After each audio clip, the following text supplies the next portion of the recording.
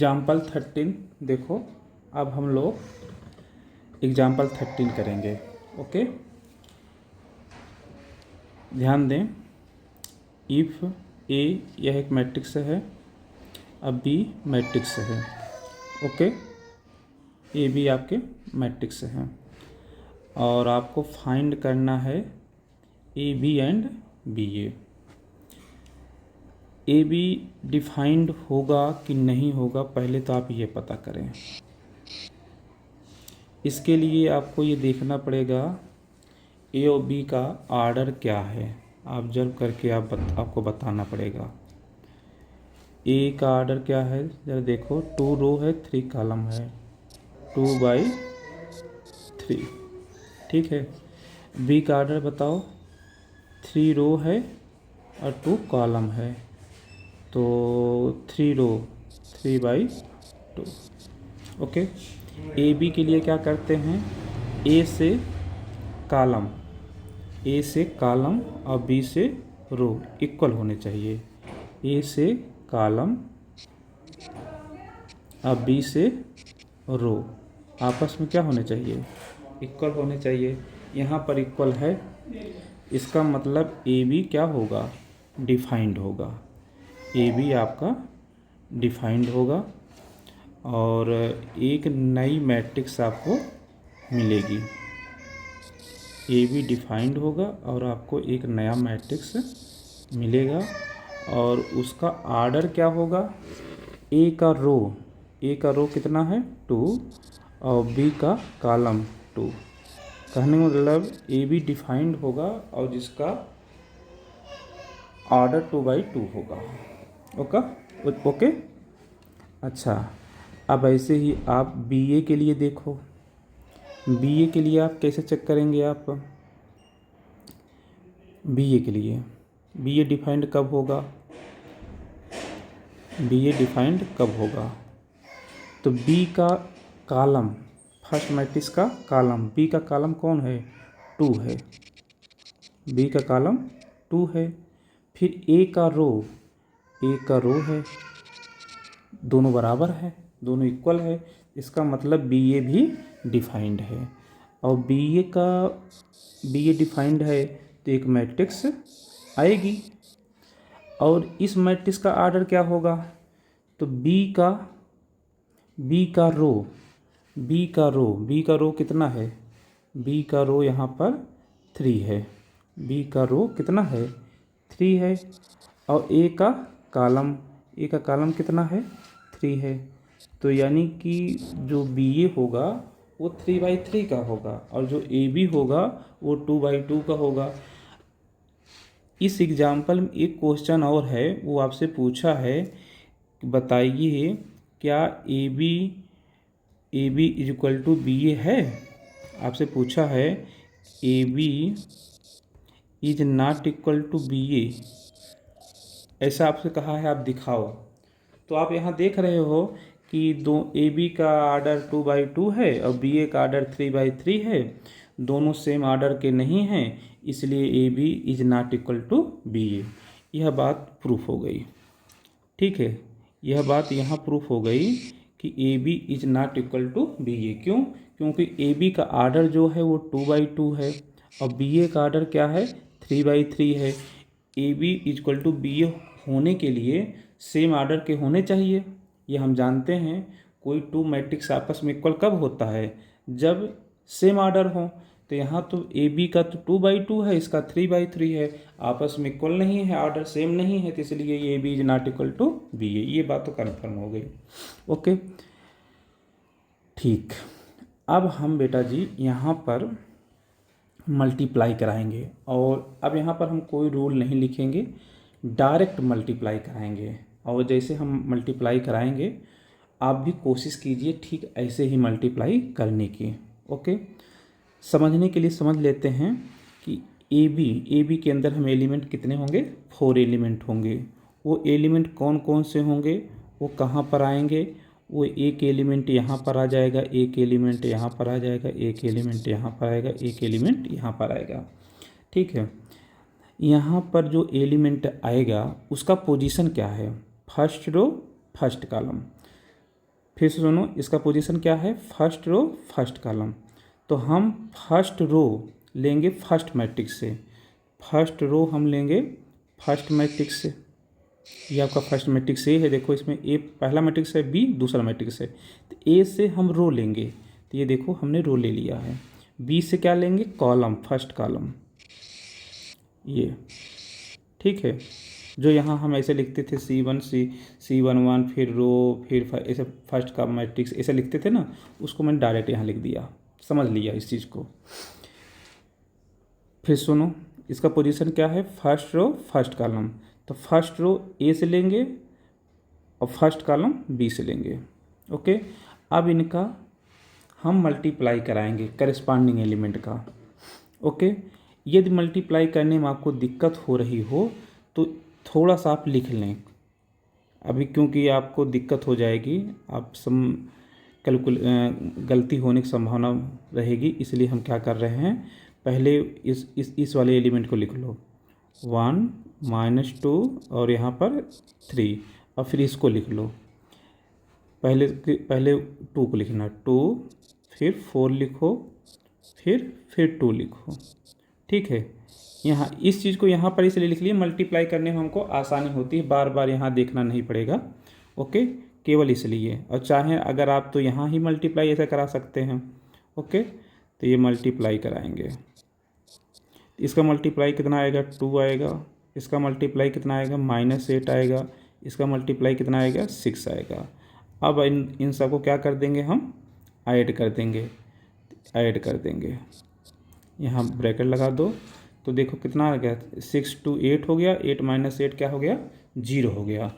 तो इसका आंसर जो होगा इस पोजीशन का, इसका आंसर आ जाएगा, इसका आंसर आप लिख देंगे बेटा जी 0। यहाँ तुम देख रहे हो इसका 6 × 8 और -8 0, तो इसका आंसर 0 हो गया।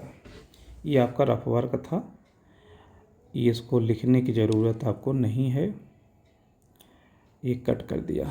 अब बहुत सारे बच्चे ऐसे कर सकते हैं, इस 1 को इससे मल्टीप्लाई करा देंगे, इस -2 को 4 से मल्टीप्लाई कराएंगे, 3 का मल्टीप्लाई 6 कराएंगे, और फिर आपका आंसर आ जाएगा। बोलो सही है ना? ऐसे भी कर सकते हो, हम यहाँ पर लिख देते हैं जिससे मल्टीप्लाई कर लें आसानी से और फिर ऐड भी कर लें। ओके, तो ये फर्स्ट रो फर्स्ट कॉलम का एलिमेंट आपका आ गया 0। अब देखो हमें इसका पोजीशन बताना है, ठीक है। इस वाले एलिमेंट का पोजीशन क्या है इसका, first row second column, first row second column पर कौन सा एलिमेंट आएगा ये फाइंड करना है। तो फर्स्ट रो को तो हमने सेलेक्ट पहले से ही कर लिया है। अब सेकंड कॉलम फर्स्ट रो से ए, तो यहाँ पर तो पहले ही सेलेक्ट किया है, उठा लिया है पहले से ही। और बी से इस बार सेकंड कॉलम को उठाएंगे, ठीक है। बी से क्या उठाएंगे, सेकंड कॉलम, ठीक है। अब आप मल्टीप्लाई करेस्पॉन्डिंग एलिमेंट का कराएं और फिर सम कर दें। ओके, चलो इस बार हम यहाँ पर ही मल्टीप्लाई करा देते हैं। इस 1 का इस 3 के साथ मल्टीप्लाई कराएंगे तो कितना आएगा, 1 × 3। फिर इस -2 का इस 5 के साथ कराएंगे तो कितना आएगा, -2 × 5। और फिर इस 3 का इस 1 के साथ कराएंगे तो कितना आएगा, 3 × 1। अब सबको क्या कर दो, ऐड कर दो। तो ऐड करोगे तो कितना बनेगा, ये 3 हो गया प्लस ये -10 हो गया प्लस ये आपका 3 हो गया। तो 3 3 6 और 10 -10 कितना, -4। तो इस तरीके से इसका आंसर आपका आ गया -4। ओके, ये आपका रफ वर्क है, इसको हटा देते हैं। ओके, तो एक बार आपने फर्स्ट रो को लिया, फिर फर्स्ट कॉलम को लिया, आपस में मल्टीप्लाई किया, आंसर आया, यहाँ लिख दिया। फिर फर्स्ट रो सेकंड कॉलम को लिया, आपस में मल्टीप्लाई किया, लिख दिया, ठीक है। ओके, चलिए अब हम लोग सेकंड रो फर्स्ट कॉलम के एलिमेंट को लिखेंगे। सेकंड रो तो सेकंड रो आप यहाँ से आप उठा लो। सेकंड रो यहाँ देखो, इस एलिमेंट की बात कर रहे हैं, इसका पोजीशन क्या है, सेकंड रो फर्स्ट कॉलम 2 1, तो 2 ए से लेंगे तो यहाँ देखो 2 ले लिया, सेकंड रो ले लिया, ए से ले लिया, और बी से फर्स्ट कॉलम, बी से फर्स्ट कॉलम।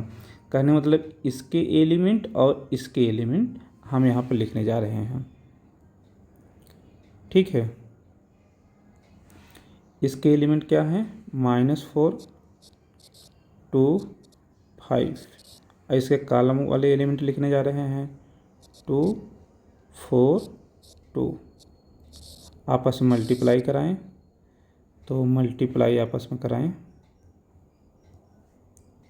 मल्टीप्लाई, तो ये कितना आया -8, ये कितना आया 8, ये कितना आया 10।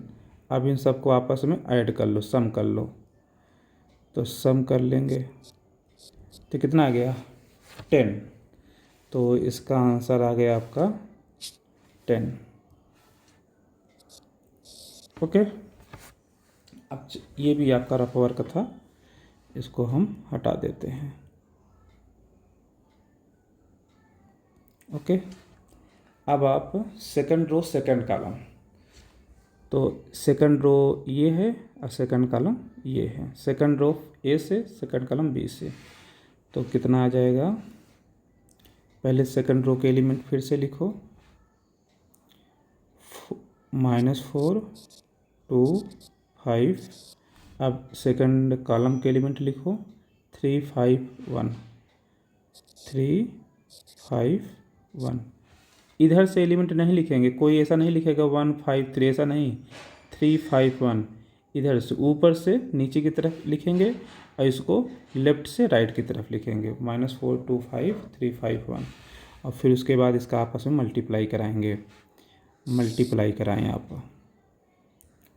तो मल्टीप्लाई कराएं तो कितना आएगा, -4 ये तो -12 बनेगा, ये 10 बनेगा, ये 5 बनेगा, फिर आप आपस में इन्हें ऐड कर लें, आपस में सम कर लें, तो कितना हो गया 10 5 15 -3 +3, तो इसका आंसर आ गया 3।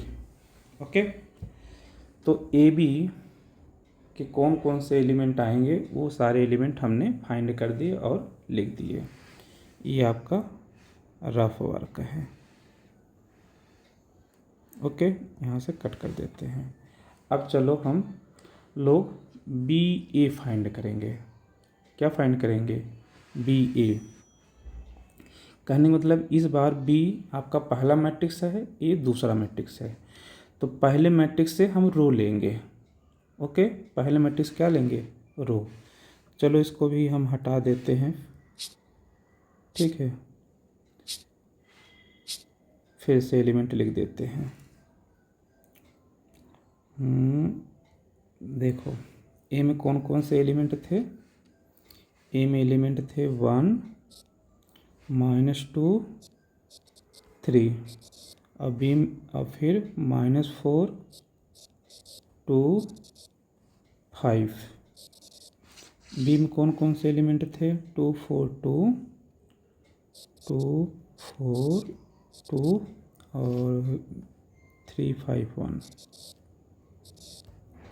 ओके, अब बी ए फाइंड करना है, तो बी आपका कौन सा है, पहला मैट्रिक्स, ए दूसरा मैट्रिक्स। पहले मैट्रिक्स से रो, तो पहले मैट्रिक्स रो आप लो, पहले मैट्रिक्स रो ये ले लिया आपने, ठीक है।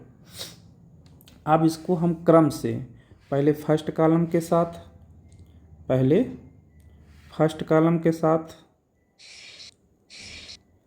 फिर उसके बाद पहले तो फर्स्ट कॉलम के साथ, फिर उसके बाद सेकंड कॉलम के साथ प्रोडक्ट कराएंगे करेस्पॉन्डिंग एलिमेंट का, फिर उसके बाद थर्ड कॉलम के साथ, ठीक है। करेस्पॉन्डिंग एलिमेंट का मल्टीप्लाई कराएंगे, फिर सम करके यहाँ आंसर लिखेंगे। ओके, तो पहले हम रो वाले एलिमेंट लिखते हैं रफ वर्क में। देखो रफ वर्क में रो वाले एलिमेंट लेफ्ट से राइट की तरफ, यहाँ लिखेंगे 2, यहाँ लिखेंगे 3। अब फर्स्ट कॉलम के एलिमेंट लिख लो 1 -4। ये तो आंसर आ जाएगा फर्स्ट रो फर्स्ट कॉलम का। फिर से रो को लिखेंगे 2 3 और सेकंड कॉलम वाला लिखेंगे इसके नीचे। अब जैसे यहाँ फर्स्ट कॉलम के एलिमेंट लिखे ना, अब यहाँ सेकंड कॉलम के एलिमेंट -2 2।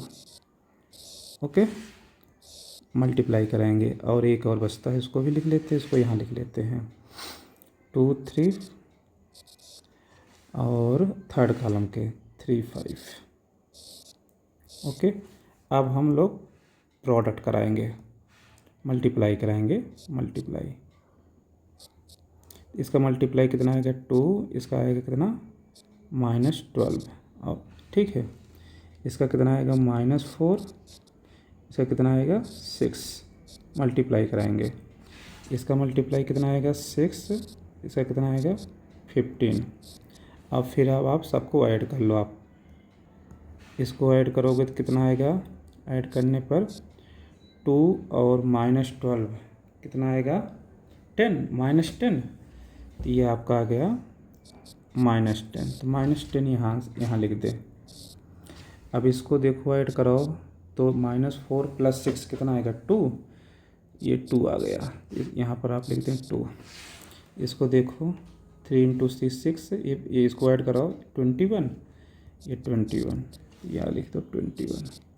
ठीक है, तो आपने क्या किया, फर्स्ट रो फर्स्ट कॉलम यहाँ पर लिखा, फर्स्ट रो सेकंड कॉलम यहाँ पर लिखा, फर्स्ट रो थर्ड कॉलम यहाँ पर लिखा, करेस्पॉन्डिंग एलिमेंट का मल्टीप्लाई किया, सम किया, करेस्पॉन्डिंग एलिमेंट का मल्टीप्लाई किया, सम किया, करेस्पॉन्डिंग एलिमेंट का मल्टीप्लाई किया, सम किया, आंसर आपने लिख दिया।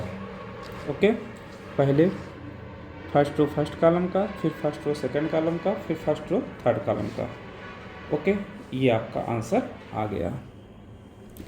चलो अब हम लोग ये रफ वर्क को हटाते हैं,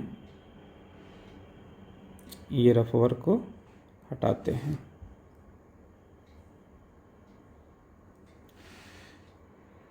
ओके, ये देखो हट गया, नहीं हटा, फिर से हटाते हैं।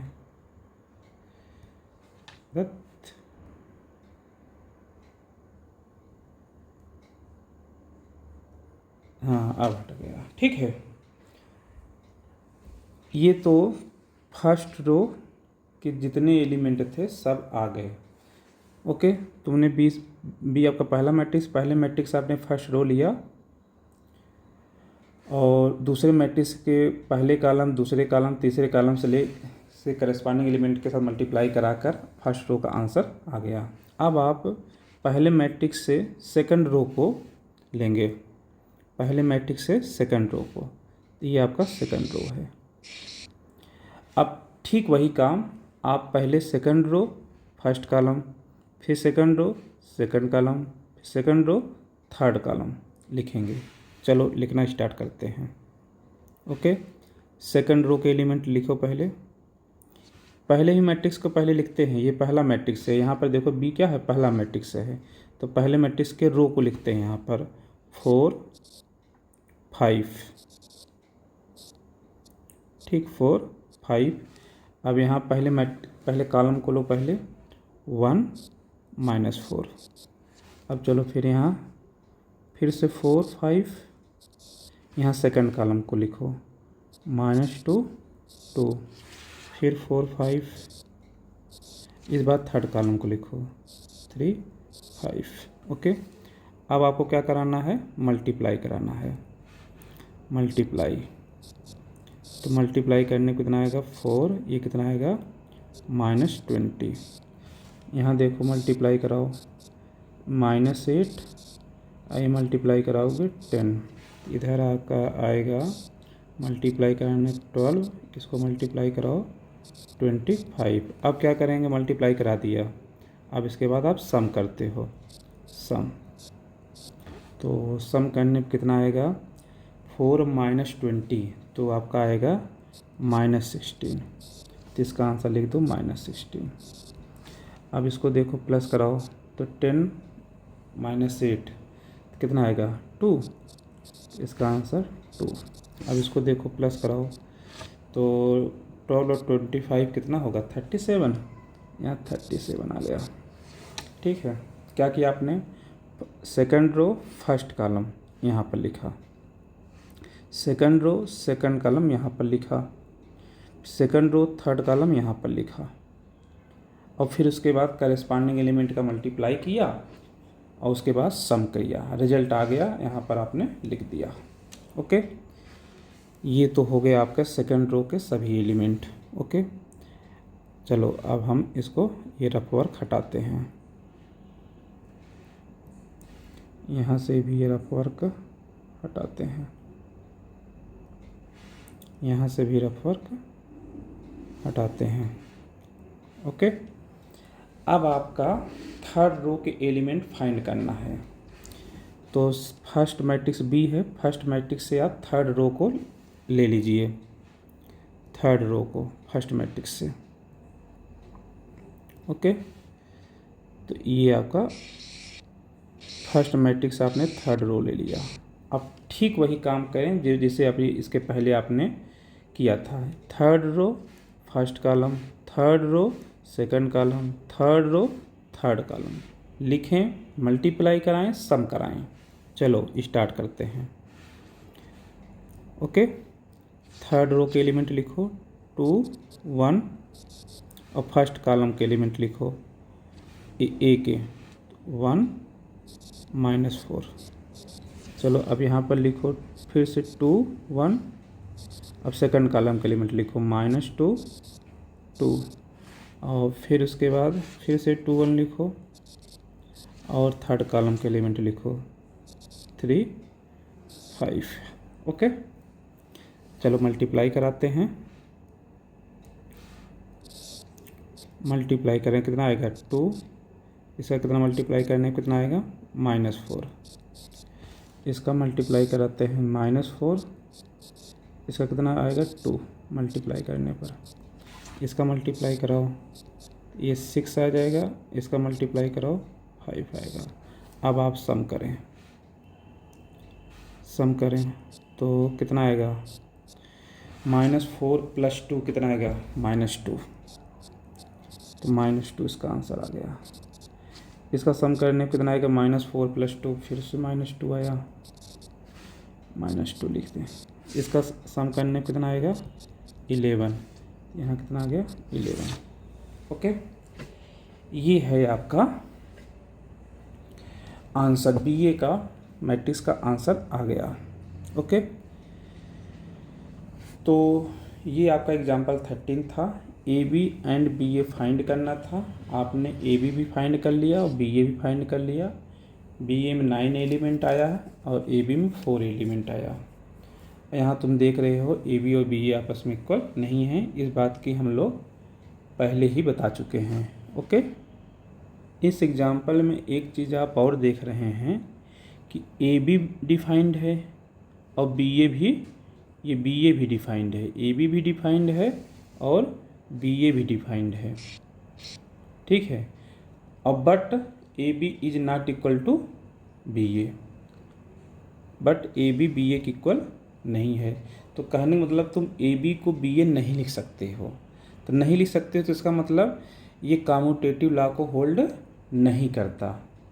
इन जनरल कभी कभी कर लेगा, कुछ ऐसा एग्जाम्पल हो जिसमें कर सकता है, लेकिन यहाँ जब अगर आपसे पूछा जाए कि बताओ ये कम्यूटेटिव लॉ को होल्ड करता है, नेसेसरी है, तो आप कहोगे नहीं, कम्यूटेटिव लॉ को होल्ड नहीं करता है इन जनरल। ओके, और चीज़ तुम देखो बेटा जी, ए बी भी डिफाइंड हो गया, बी ए भी डिफाइंड हो गया और आपस में इक्वल नहीं है। कभी कभी ऐसा होगा कि ए बी डिफाइंड होगा और बी ए नहीं डिफाइंड होगा। जैसे अभी आपने ये देखो, ये पार्ट थर्ड पार्ट में ये आपका फर्स्ट मैट्रिक्स है, ये आपका सेकंड मैट्रिक्स है। पहले मैट्रिक्स को फर्स्ट मैट्रिक्स, दूसरे मैट्रिक्स को सेकंड मैट्रिक्स। यदि सपोज करो इसे आप नाम दो, आप इस मैट्रिक्स को नाम दे दो ए, ठीक है, और इस मैट्रिक्स को नाम दे दो आप बी। इसको नाम आपने ए दे दिया, इसको नाम दे दिया बी। ओके, तो इसका मतलब यहाँ पर ए बी क्या है, डिफाइंड है, और ये रिजल्ट आया है, ए बी डिफाइंड है और सी के इक्वल आ गया, यहाँ पर तुम देख रहे हो। लेकिन अगर यहाँ पर बी ए अगर आपसे कहा जाए, पूछा जाए क्या बी ए डिफाइंड होगा, तो आप कहोगे नहीं। क्यों नहीं डिफाइंड है यहाँ पर? तो देखो बी का आर्डर क्या है, यहाँ पर बी का आर्डर देखो, बी का आर्डर है 2/3 और ए का आर्डर क्या है, ए का आर्डर है 2/2, ठीक है। अब तुम यहाँ देख सकते हो कि फर्स्ट मैट्रिक्स का कॉलम सेकंड मैट्रिक्स के रो के इक्वल नहीं है। यहाँ पर तुम देख सकते हो ये दोनों आपस में बराबर नहीं हैं। तो जब ये आपस में इक्वल नहीं हैं तो इस केस में बी ए डिफाइंड नहीं है। यहाँ पर B A is not defined. कहने का मतलब ये है कि यदि ए बी डिफाइंड है तो ज़रूरी नहीं है कि बी ए भी डिफाइंड हो भी सकता है और नहीं भी हो सकता है। इस बात को आप ध्यान देंगे। ओके, इसको आप नोट में लिख भी सकते हैं कि if A B is defined then B A need not be defined. Okay, ये बात सबको क्लियर समझ में आ गई। अच्छा, अभी हम लोग ए और बी हमारे इन्हीं का आपस में हम प्रोडक्ट करा रहे हैं। सपोज करो ए और बी दोनों सेम आर्डर के हो जाएं, तब क्या इनका मल्टीप्लिकेशन डिफाइंड होगा? देखो अगर ऐसे ले लिया जाए, लेट ए आपने ले लिया कोई मैट्रिक्स ए आई जे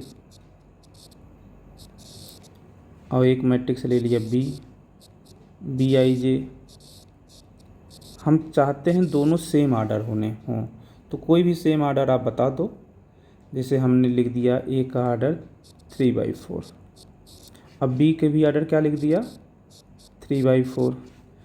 तो देन अब हम आपसे क्वेश्चन पूछते हैं, बताओ ए प्लस बी डिफाइंड होगा, ए प्लस बी इज डिफाइंड और नॉट? तो आपका आंसर क्या आएगा? आपका आंसर आएगा डिफाइंड। क्यों डिफाइंड होगा? क्योंकि सेम आर्डर के हैं, इसलिए ए प्लस बी डिफाइंड होगा। अब आपसे पूछा जाए, बताओ A B is defined, A B is defined और नॉट? अब आप सोचेंगे, थोड़ा से ऑब्जर्व करेंगे, तब जाकर आंसर बताएंगे। यहाँ तो आपने डायरेक्ट देख के बता दिया। तो यहाँ ए का कॉलम कितना है? ए का कॉलम 4 है। ए का कॉलम कितना है? 4 है। फर्स्ट मैट्रिक्स है। फर्स्ट मैट्रिक्स का कॉलम, बी का रो क्या इक्वल हैं? तो आप कहेंगे नहीं, इक्वल नहीं है। तो इसका मतलब यहाँ पर आपका आंसर क्या आएगा? क्या ए बी डिफाइंड है? तो आप कहेंगे नहीं, डिफाइंड नहीं है। ठीक है, डिफाइंड नहीं है कहो, ये आपका आंसर सही और नॉट। ओके, अच्छा, यहाँ पर ये सही था, ये गलत था।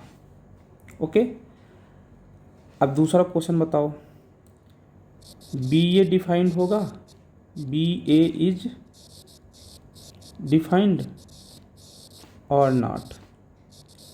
अब बताओ आप, फिर से आप ऑब्जर्व करोगे, फिर से आप देखोगे बी का कॉलम क्या है? यहाँ पर बी का कॉलम कितना है? 4। ए का रो, पहले मैट्रिक्स का कॉलम देखते हैं, यहाँ बी का कॉलम देखेंगे, बी फर्स्ट मैट्रिक्स है, बी का कॉलम 4, ए का रो क्या इक्वल है?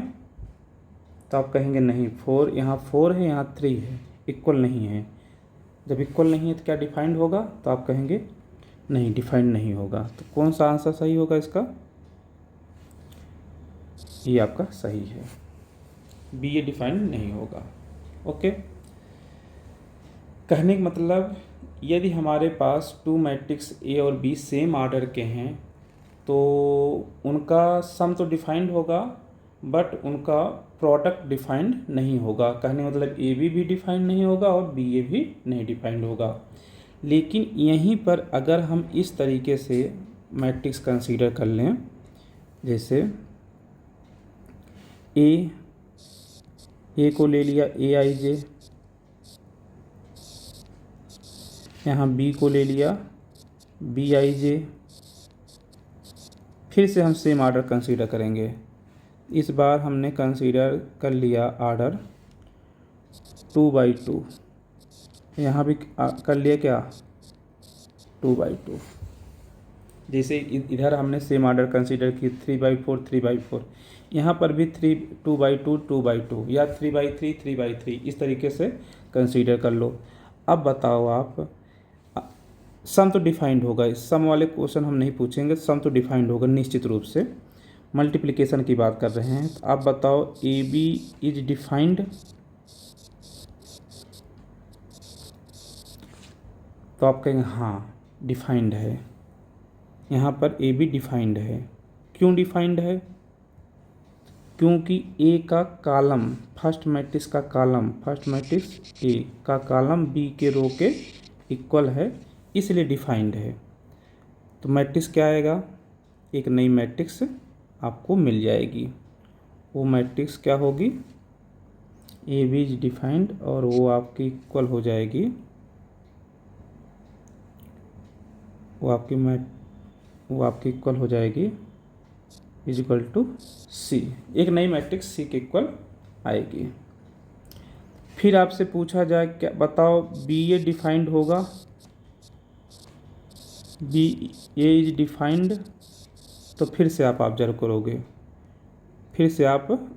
करोगे, और देखोगे बी का कॉलम कौन है? 2। ए का रो 2, फिर से दोनों आपस में इक्वल हैं, तो फिर से डिफाइंड होगा। और इस बार बी ए एक नई मैट्रिक्स आएगी, वो मान लेते हैं क्या? डी। ओके, तो कहने का मतलब यहाँ पर सेम आर्डर हैं, ए और बी सेम आर्डर हैं, और वो आपने स्क्वायर मैट्रिक्स ए और बी कंसीडर किया है, तो ए बी भी डिफाइंड होगा और बी ए भी डिफाइंड होगा। ओके, और इस केस में ए बी सी आ रहा है और बी ए डी आ रहा है। ओके, बात क्लियर है? चलो ठीक है। अब हम लोग properties of multiplication of matrices देखेंगे, प्रॉपर्टी देखेंगे। ठीक है, जैसे मैट्रिक्स एडिशन की प्रॉपर्टी आपने देखा, ठीक वैसे ही अब प्रॉपर्टी आप देखेंगे मल्टीप्लिकेशन ऑफ मैट्रिसेस की। हेडिंग डालें, प्रॉपर्टीज ऑफ मल्टीप्लिकेशन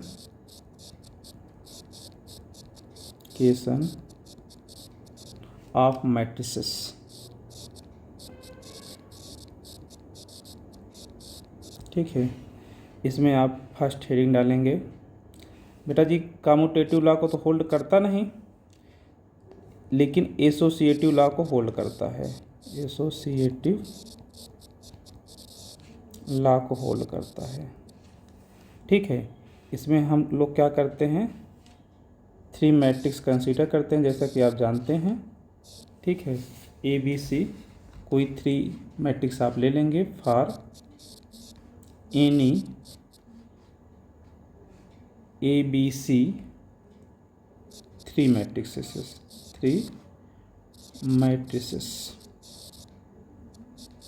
कोई 3 मैट्रिसेस ए बी सी आप ले लेंगे, और वो किस प्रकार से हमारे पास रहेंगे? जैसे ए बी सी, पहले बी सी का मल्टीप्लाई ये डिफाइंड है, ठीक है, तो उसको हम ऐसे लिख सकते हैं ए बी सी, ऐसे लिख सकते हैं। ओके, कहने का मतलब इसको ऐसे लिखा जा सकता है। ओके, ये तो फर्स्ट लॉ हो गई, प्रॉपर्टी हो गई। सेकंड प्रॉपर्टी क्या है? सेकंड प्रॉपर्टी लिखें आप, एसोसिएटिव प्रॉपर्टी को होल्ड करता है, डिस्ट्रीब्यूटिव लॉ को होल्ड करता है, ठीक है। The distributive law, the distributive law को होल्ड करता है। ये डिस्ट्रीब्यूटिव लेफ्ट से भी हो सकता है और राइट से भी हो सकता है। ओके, यहाँ पर भी आप 3 मैट्रिक्स कंसीडर करेंगे, जैसे इसके पहले आपने 3 मैट्रिक्स लिया था, यहाँ पर भी 3 मैट्रिक्स आप लेंगे for 3 matrices A B C. इसमें 2 प्रॉपर्टी मैंने एक बताया आपको ना, एक तो लेफ्ट एक राइट से।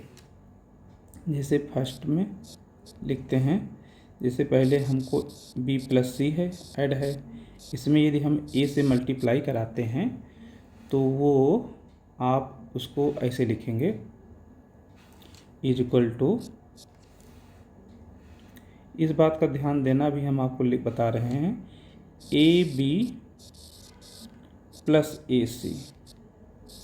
ये आप एक ए देखो बी प्लस सी किधर है? लेफ्ट में है, तो ए लेफ्ट में हरदम रहेगा। इसको आप ऐसा मत लिख देना, इसको आप ऐसे मत लिख देना बी ए धन सी प्लस सी ए, ऐसे मत लिख देना। क्यों नहीं लिखेंगे? क्योंकि कम्यूटेटिव लॉ को होल्ड नहीं करते हैं, इसलिए ऐसा लिखना क्या हो जाएगा, अगर यदि ऐसा आप लिख देते हैं तो निश्चित रूप से ये गलत हो जाएगा। इसलिए हम आपको बता रहे हैं बेटा जी, ऐसा आप नहीं लिखना। ये लेफ्ट डिस्ट्रीब्यूशन लॉ होल्ड करता है ओवर एडिशन। ओके, इसमें एक और है, यदि आपका a प्लस बी और इधर c है तो अब राइट डिस्ट्रीब्यूशन लॉ हो जाएगा ओवर एडिशन। कैसे लिखेंगे इसको? इसको लिखेंगे पहले सी ए इज इक्वल टू, नहीं गलत मैंने बोला, मैंने पहले सी कर दिया, ए सी लिखना पड़ेगा, ठीक है। इसको डिलीट करो, ए सी, ठीक है, ए सी प्लस बी सी, ऐसा लिखा जाएगा। ओके, ये बात ध्यान देना कि ए सी और बी सी का मल्टीप्लिकेशन डिफाइंड होना चाहिए, तभी जाकर ऐसा लिखा जाएगा।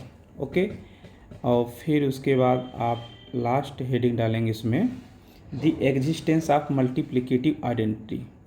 Third, the existence of multiplicative identity, multiplicative identity. Multiplicative identity यहाँ पर आई होता है। क्या होता है? आई, कैपिटल आई, जिसे आप आइडेंटिटी मैट्रिक्स कहते हैं। ओके, कोई मैट्रिक्स आप ले लें फॉर, ठीक है, यहाँ पर कोई मैट्रिक्स आप लें फॉर, लेकिन आप एक बात ध्यान दो कि बेटा जी आइडेंटिटी मैट्रिक्स सदैव स्क्वायर मैट्रिक्स होता है। ओके, और जैसे अभी आपने एडिटिव आइडेंटिटी में आपने देखा था a plus zero is equal to zero plus A is equal to A, ऐसे लिखते थे, तो जीरो को क्या बोलते थे आप? एडिटिव आइडेंटिटी बोलते थे। तो ठीक अब यहाँ पर प्लस नहीं लगेगा, यहाँ पर क्या लगेगा? मल्टीप्लिकेशन। तो मल्टीप्लिकेशन के केस में आइडेंटिटी मैट्रिक्स आइडेंटिटी होता है, तो इसका मतलब है कि a plus is equal to I plus A. ऐसा कब संभव है? जब a को स्क्वायर होना पड़ेगा। तो कहने का मतलब लिखेंगे for every square matrix, for every, जो हम यहाँ बोल रहे थे कि कोई स्क्वायर मैट्रिक्स ले लें यहाँ पर, तो कोई स्क्वायर मैट्रिक्स लेना ठीक नहीं होगा। क्यों नहीं होगा? क्योंकि अभी आपने देखा यहाँ पर, ये देखो ए बी भी डिफाइंड होगा और बी ए भी डिफाइंड होगा। ऐसा कब होगा? जब ये स्क्वायर मैट्रिक्स होंगे। इसलिए यहाँ पर आप लिखेंगे for every square matrix, square matrix A, कोई भी स्क्वायर मैट्रिक्स ए आप ले लो, ठीक है। और यह एग्जिस्ट करेगा, यह क्या करेगा? एग्जिस्ट करेगा एक आइडेंटिटी मैट्रिक्स, एग्जिस्ट करेगा एक आइडेंटिटी मैट्रिक्स, और जो ए का आर्डर होगा वही आई का भी होगा, सेम आर्डर के होने चाहिए, ठीक है। तो आप लिखेंगे इसको, अगर पूरा लिख दें, चलो ठीक है लिख देते हैं, ठीक है। देयर एग्जिट्स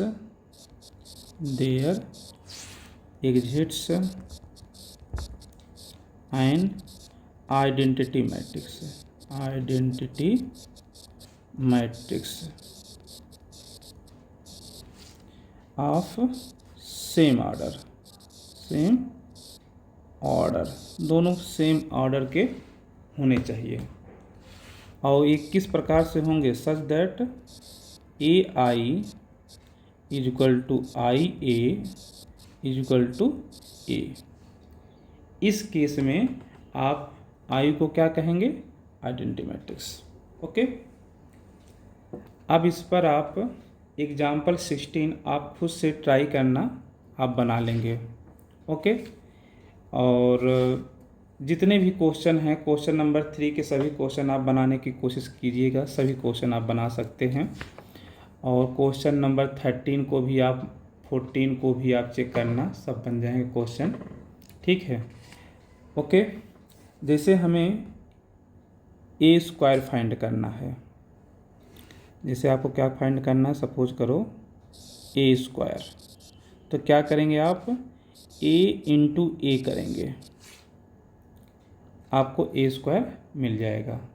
सपोज करो आपको ए क्यूब फाइंड करना है, तो आप क्या करेंगे? पहले ए स्क्वायर फाइंड करेंगे और फिर ए फाइंड करेंगे। पहले तो आपको ए क्यूब फाइंड करने के लिए ए क्यूब को आप कैसे लिखेंगे? ए स्क्वायर इंटू ए, ए स्क्वायर आप यहाँ से फाइंड कर लेंगे, फिर यहाँ पर रखेंगे तो ए क्यूब निकल आएगा, ठीक है। ऐसे ही अगर आपको ए पावर 4 फाइंड करना है, तो आपको पहले ए क्यूब फाइंड करना पड़ेगा, फिर ए से मल्टीप्लाई करना पड़ेगा, ओके। ए पावर 5 फाइंड करना है, तो पहले आपको ए पावर 4 फाइंड करना पड़ेगा, फिर ए फाइंड करना पड़ेगा। तो कहने का मतलब ए पावर 4 फाइंड करने के लिए ए क्यूब फाइंड करना पड़ेगा पहले, ए क्यूब फाइंड करने से के लिए आपको ए स्क्वायर फाइंड करना पड़ेगा, ठीक है। तो कहने का मतलब जब भी आपको ए क्यूब, ए स्क्वायर, ए क्यूब, ए पावर 4 या ए पावर 5 ऐसा कुछ भी फाइंड करना पड़े, तो सबसे पहले तुम क्या करना? ए स्क्वायर फाइंड करना। क्या फाइंड करना? ए स्क्वायर। ए स्क्वायर मतलब ए मल्टीप्लाई ए, और ए इंटू ए डिफाइंड होगा, क्योंकि सेम आर्डर के हैं ना, तो डिफाइंड होगा। ये चीज़ का हम आपको बता दिए हैं, ओके। तो फिर उसके बाद आप क्वेश्चन 15 भी बना सकते हो, 16, 17 जितने क्वेश्चन हैं ना बेटा, सभी क्वेश्चन आपसे बन सकते हैं। तो एक्सरसाइज 3.2 के सभी क्वेश्चन आप ट्राई करें बनाने की, सभी क्वेश्चन बन जाएंगे।